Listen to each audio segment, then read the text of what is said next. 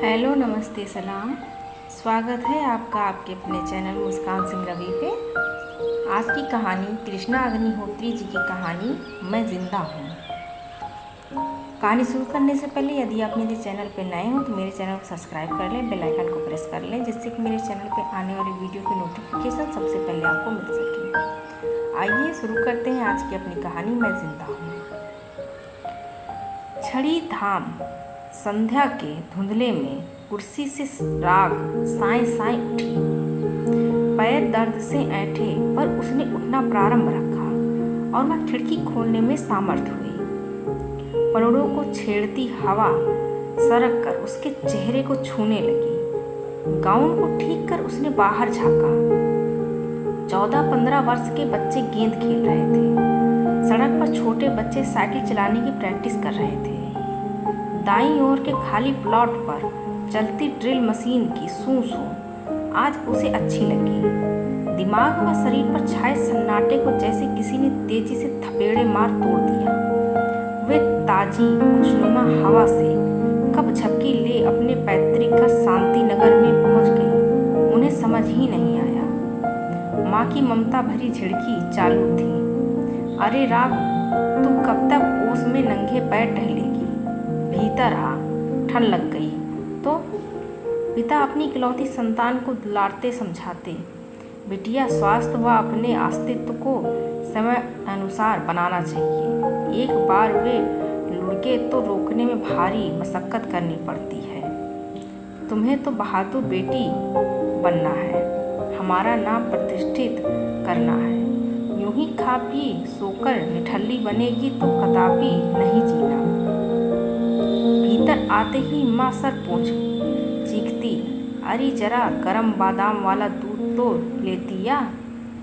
Saint बिंदा नामी गामी व्यक्ति होने के बावजूद शाम की आरती में सपरिवार रहते और स्वयं मीठी आवाज़ में भजन गाते। घर के सदस्यों को कुछ न कुछ भजन गाने ही पड़ते। रागिनी को सोने के पूर्व माँ बाप कुछ न कुछ संस्कार परोसने लगते। उस अधकचरी मानसिक अव्यवस्थित स्थिति में सुने व समझे वाक्यों का निनाद अभी भी उसके दिमाग में बजता है। जैसे मनुष्य के लिए जो व्यक्तिगत है वही समाज के लिए सांस्कृतिक सार है। इसको समझने हेतु श्रेष्ठतम चरित्र पढ़ने चाहिए, क्योंकि ये ही आदर्शों मूल्यों की स्थापना जीवन को विशिष्टता व एकता स्वरूप प्रदान करते हैं एवं परिष्कृत भी करते हैं। सामाजिक चेतना एक आत्मीय गुण है जो मानव में फूल की सुगंध सा समाया हुआ है।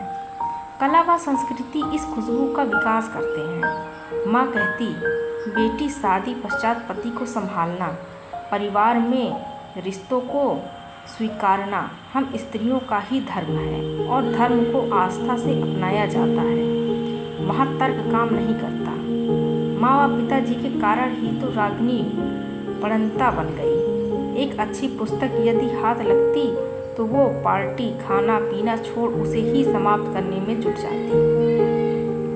बहुत कुछ आधुनिक विचारों का स्वागत करने के पश्चात भी घरेलू विषयों में माँ व बाबूजी परंपरावादी ही अधिकारी थे। उन दो की विभिन्न विचारधाराएं होते हुए भी दोनों समझौतावादी अधिक थे। लेकिन जब वे रूढ़िग्रस्त होते तो रागिनी को उनसे सुलह कठिन पड़ती। इसी तरह पति को सब कुछ मनाने की संस्कृति का भार ढोती राग पति की मान्यताओं से खुश न रहकर भी उनका विरोध नहीं कर पाती। अंग्रेजी साहित्य में फर्स्ट क्लास शामली तीछे लक्ष्य वाली राग पति को यह नहीं समझा पाई कि 4 बच्चों से अधिक का बोझ वह नहीं उठा पाएगी। डिप्टी कलेक्टर मनीष ने साफ कह दिया, बच्चे भगवान का स्वरूप होते हैं, जितने वो दें उन्हें संभालना हमारा कर्तव्य है। बीमार सी कमजोरी सहन करती राग जब छठे बच्चे की माँ बनी तो जचकी ही में सन्निपात हो गया। माँ आई थी। सास को घर व बच्चे संभालना कतई पसंद न था। माँ कब तक इस बच्चों की भीड़ को संभालती। तब भी बेटी के स्वास्थ्य हेतु वे 6 माह में 1 माह रुक जाती, अन्यथा बच्चे लावारिसों जैसे ही पलते। दोनों बड़ों को वे साथ ले गई। वे पढ़ने में भी अच्छे ही रहे। अपनी इकलौती संतान को स्वस्थ देखने हेतु माँ स्वयं निराश व पीड़ित ही रही। राग के लिए जीवन एक चुनौती बन गया था। पति दौरे से लौटते ही बीमार पत्नी के जिस्म को नोचना अपना अधिकार मानते, तो पत्नी शरीर को घायल करवाकर पत्नी धर्म अपना लेती। लेकिन अब वे मानसिक असंतुलन में जीने लगी। प्रयत्न बावजूद संवरी हुई राग फटेहाल हो गई। प्रयत्न बावजूद वे मनीष के काम भूल जाती, फोन पर बताए काम विस्मृत हो जाते। यदि इसी समय उन्हें कोई मनोवैज्ञानिक को दिखा देता तो शायद वे संभल जाती, परंतु थके हारे मनीष पत्नी पर हिकारत फेंकते, 2 3 4 पैर उड़ेल खुर्राटे लेते, सब भूल जाते। रागिनी रूखी सूखी सूरज ढलते ही आज की ही भांति कुंठित हो अतीत में ही खो अपने सुखों को खंगालती। अतीत के सुख उखड़ते उखड़ते वर्तमान को कांटे से भरा हरियाली से दूर एक बियाबान जंगल बना देती। वो समझने में असमर्थ थी कि हरियाली क्यों छुपी और कांटे क्यों उग तनाव व द्वंद्व पैदा करने लगे। एकाग्रता इकट्ठा करे तो भी कभी सब्जी में नमक जाता तो कभी दाल जल जाती। राग क्षोभ व पीड़ा से करा उठती जब वो बच्चों को पेशाब से उठा नहीं पाती या उन्हें नहला तक नहीं सकती। मनीष झुंझलाकर उसे जोर से धक्का दे देते। ससुरी माँ है या कसाई, लेकिन उन्होंने यह ध्यान नहीं दिया कि आखिर इस सब का कारण क्या है। पल पल पति की घृणा व ससुराल की उपेक्षा ने उसे अधिक लापरवाह एवं सुस्त बनाया। वो ठीक से स्नान न करती, झुककर चलने से ऊबड़ जैसी निकल आई। जब ननंद व नंदोई उसका मजाक उड़ाते तो वो मन ही मन उन्हें कोसती, ईश्वर तुम सबकी पीठ पर एक बड़ा कुबड़ निकाल दो ताकि वे सब उसकी सी लाचारी का स्वाद तो चख सकें। आश्चर्य था कि मनीष को वो गलती से भी नहीं कोसती। उसे माँ के उपदेश घेर लेते। बेटी पति की छत्र छाया छप्पर की भी हो तो मूल्यवान होती है। पत्नी वहाँ सदा सुरक्षित रहती है। लंगड़ कर घसीटती अपनी काया को वो भुतवा मन सहित घर के किसी भी काम में जुटाकर आह ओह करती इसी कुर्सी पर चिम जाती।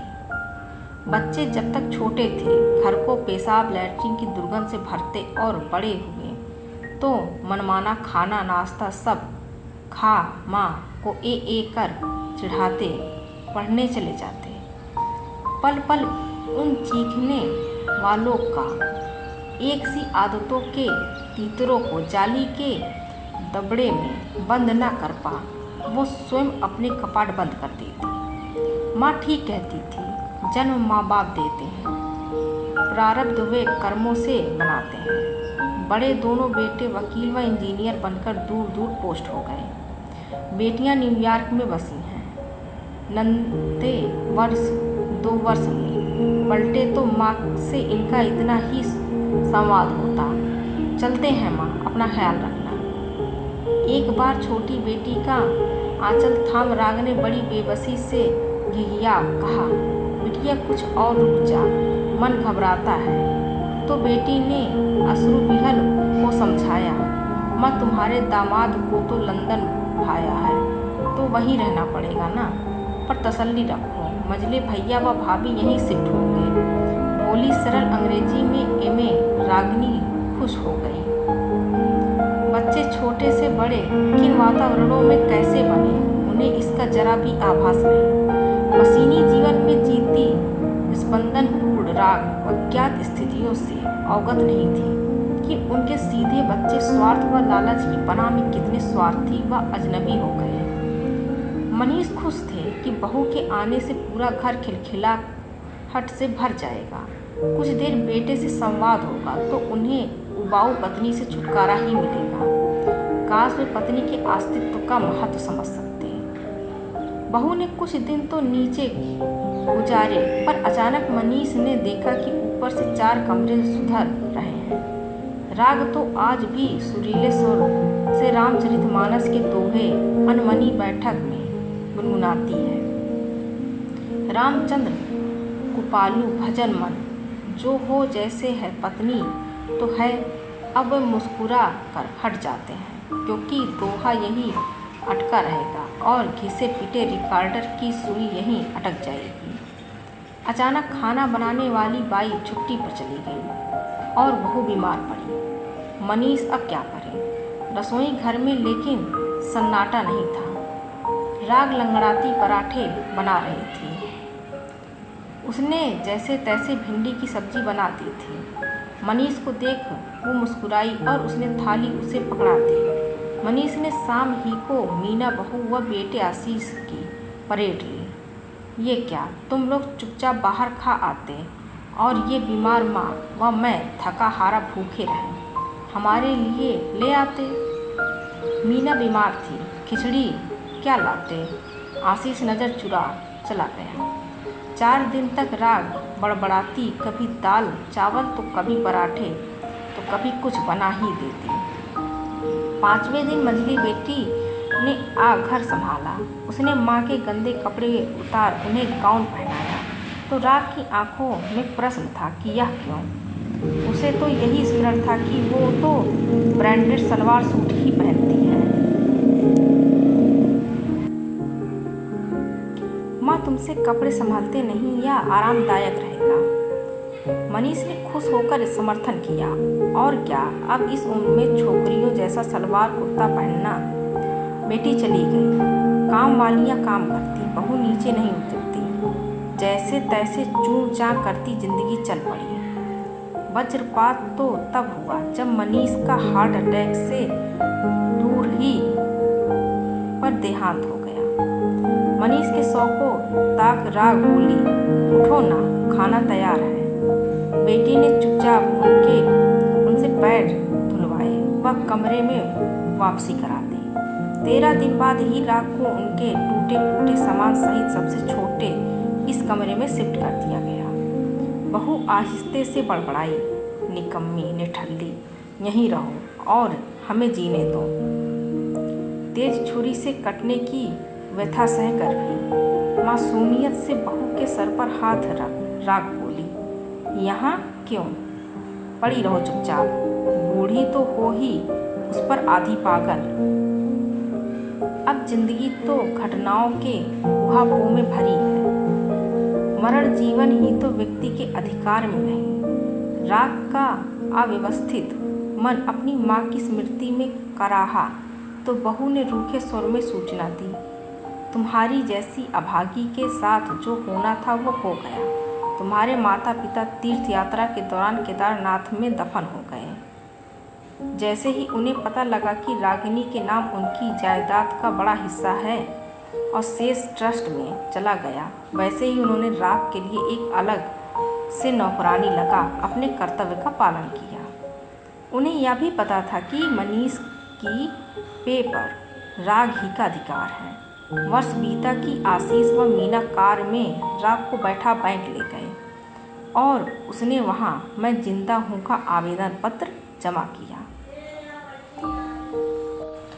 आज राग को अरसे बाद खुली हवा में सांस लेने का सुख मिला। बेटे ने पूछ कर उसे खाना मिठाई खिलाई, पर जो चेक के पैसे मिले उसे झटपट अपने पास रख लिया।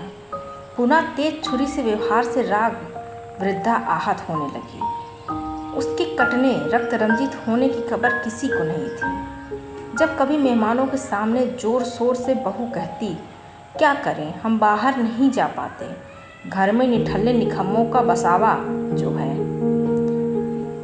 तब अवश्य राग आत्मघात की स्थिति तक पहुंच जाती। अचानक एक सुबह कबूतरों का एक जोड़ा गुटर गू करता राग के सामने की खिड़की से झांकने लगा। घिसट कर राग ने खिड़की पर लगे प्ले को चौड़ा किया तो वे अंदर फड़फड़ाते आए। वह कोने में रखी डलिया में दुबककर राग को निहारने लगे। मायके के खिले गुलाब से महकती डोलती राग अब जिंदा प्राणी को देखने व संवाद को तरसती। होता जब पल भर को झांक कहता ओल्डी हाउ आर यू और भाग जाता तो राग उसे आलिंगन करने को तरस प्यार स्पर्श से भी वंचित ही रहती। आसपास टंगी रहे नंगी तलवारों तो प्रेम कैसे बरसे। सारी हरहराहट मुस्कान व उमंग राग कबूतरों पर उड़ेल देती। कभी दाना पानी रुई बैठने को देती तो वे भी निर्भीक हो उसके कंधों पर गोद में उससे बाई दुलारते। अब राग अपने रिश्ते घावों के बावजूद सहज हो गौरैये से उड़ सकती थी। बचपन में पाली बिल्ली की याद मीठे दानों से हो गई और कबूतरों का प्यार फड़फड़ाने लगा। मनीष की रखी बाई यूं तो कुछ न कुछ चुरा लेती पर बेहद ईमानदारी से राग की देखभाल करती। कभी कभी अपने टिफिन से कुछ भी अच्छा ला उसे खिला देती। वैसे तो नौकरानी गुड्डी टीवी लगाती तो राग आंखें चौड़ी कर सब बेहद घूर घूर कर देखती, लेकिन शायद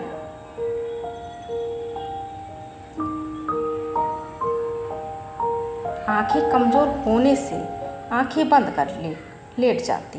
हाँ, कुछ समय के लिए तो कबूतर की गोद में बैठ बेहद उत्सुकता से टीवी ताकती। लेकिन जब बहू ने टीवी उठवाकर ऊपर किचन में रखा तो राग ने कई बार गुड्डी को झकझोरते हुए इशारे से जानना चाहा कि टीवी कहाँ गया।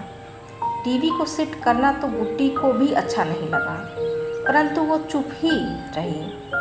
वो बहू जी को चाहिए था।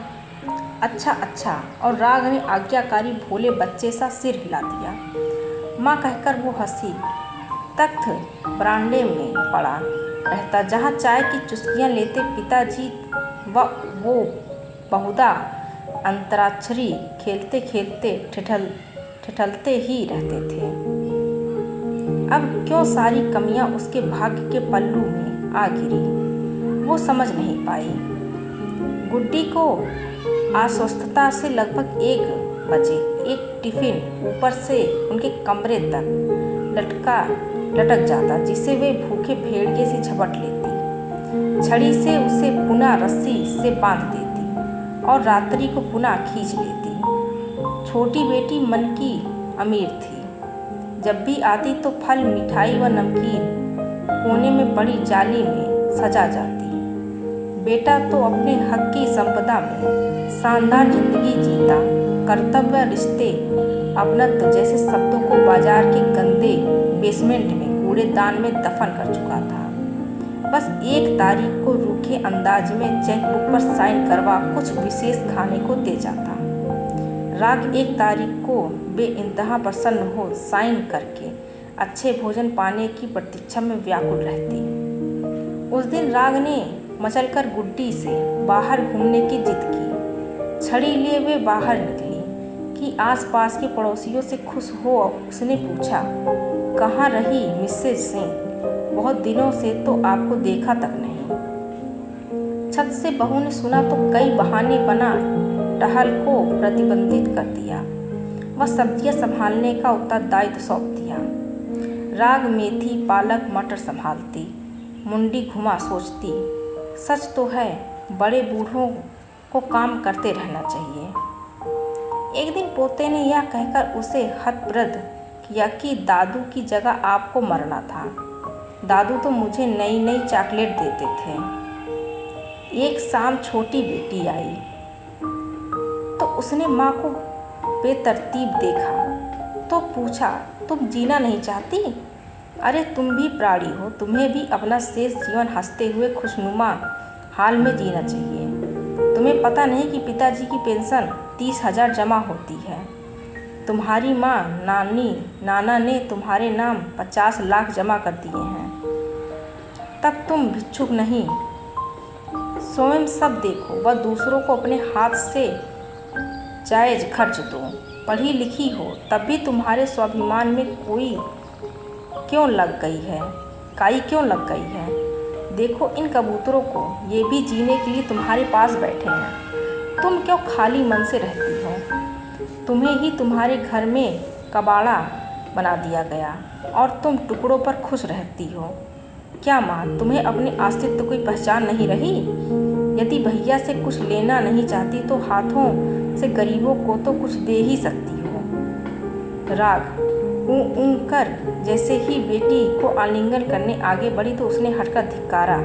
माँ, अन्याय आदर्श नहीं, पिता की मनमानी सहकर तुमने परिवार व समाज को कोई नीति नहीं दी और ना ही अब बेटे बहू की उपेक्षाएं सहकर कोई नारियों के लिए इतिहास कर रही हो। वृद्ध होना कोई पाप नहीं, किसी भी उम्र में व्यक्ति अपनी सहज जिंदगी जी सकता है। बस थोड़ा संघर्ष व प्रयत्न चाहिए। और वह गुस्से से बाहर चली गई। राग स्तब्ध बैठी नन्ही नन्ही तितलियों व गौरैयों को ऊंचे ऊंचे उड़ते देखती रही। हाँ, सच तो कहा बिटिया ने। जब इन चिड़ियों में जीने का हौसला उमंग है तो वो क्यों नहीं आशा से जी सकती? भौतिक रूप से जब उसे उसके अपनों ने उसकी पहचान छीनना प्रारंभ किया तो वो भी कहीं न कहीं किसी से जुड़ जिंदगी में मायने भर देगी। तभी उसने देखा कि एक प्यारी गिलहरी पानी पीने के लिए कबूतरों के डब्बे के पास खिसक रही है, लेकिन सामने दाना चुगते उन्हें देख भयभीत हो भागती दौड़ती छुप जाती। पुनः इधर उधर ताको शीघ्रता से पानी के पास आई, भरपूर पानी भी भाग गई। जीवन में डर का कांटा बेमतलब नहीं उगना चाहिए। राग नित्य छड़ी से ले टहलती सोचती रहती। सच तो है कि अभाव से ही भाव का जन्म होता है, क्योंकि अमंगल के गर्भ में मंगल छुपा है। वो भी कटु उत्तर से राह खोजने के लिए तैयार थी। उसे अपने पिता के शब्दों ने राह प्रशस्त करने की शक्ति प्रदान की। बेटी, कर्तव्य पूरा करो पर अन्याय का दबाव न सहो। जैसे ही आशीष 30 को चेकबुक व कुछ जलेबी ले आया तो आश्चर्यचकित हो अपनी तनी तीखे तेवरों वाली माँ को बोलते व सख्त हो खड़े होते देखा। वो मिठाई को हटा बोली, मुझे मेरी पूरी पेंशन ला कर दो। मैं युवाओं जैसी फिजूल की महत्वाकांक्षाएं तो नहीं पाले हूँ, पर वृद्ध होना तो जीवन प्रक्रिया है। मैं उपेक्षा व घृणा क्यों सहूँ? मुझे मेरा अधिकार दो, वरना मैं चेक साइन नहीं करूँगी। मुझे मेरा कमरा वापस चाहिए। वहाँ मेरी पुस्तकें अलमारी है, एसी फिट है, आज साथ लगा बाथरूम भी है, जहाँ तुम्हारे 12 साल का बेटा दोस्तों के साथ मस्ती भर करता है। एक बात और आशीष, इस उम्र में मुझे तुमसे अधिक सुविधाएं चाहिए। नवंबर भी पास है, मैं वहाँ बैंक में मैं जिंदा हूँ का फॉर्म भरने भी नहीं जाऊँगी, क्योंकि तुमने मुझे जीवित रखने का धर्म नहीं निभाया। ठीक है, परंपराएं व संस्कृति तुम्हारी माँ से पूरे कर्तव्य करवा कर यदि उसे देवता नहीं मानती तो मत मानो, पर उसे प्राणी घर का सहयात्री तो मानो। तुम कुछ दे नहीं सकते तो छीनो भी तो नहीं। मैं जानती हूँ कि मुझे तुम्हें क्या और क्यों देना चाहिए। आशीष के पैरों से जमीन खिसक गई। उसे पता था कि यह मकान भी माँ के ही नाम है। यदि माँ को अपने अधिकार समझ आ रहे हैं तो उसे नम्रता से कुछ मिल सकता है, उदंडता से कदापि नहीं। चुपचाप वो माँ को बैंक ले गया। राग ने साइन किया, फॉर्म भरा, मैं जिंदा हूँ, और पेंशन के रुपए लेकर पूरे 15,000 स्वयं रखे व 20,000 बेटे के सर पर हाथ रख सौंप दिए। लौटते में कुछ जलेबियाँ समोसे खरीदे। वे वृद्धाश्रम पहुँची, वहाँ बांट कर लौटी तो उन्हें ऐसा लगा कि वे तो एक सक्षम जीवित प्राणी हैं और पूरे स्वाभिमान लगन से जीती दूसरों को भी जीने की प्रेरणा दे सकती हैं। आज की कहानी बस इतनी से। मिलते हैं अगली किसी कहानी के साथ। Thank you for watching.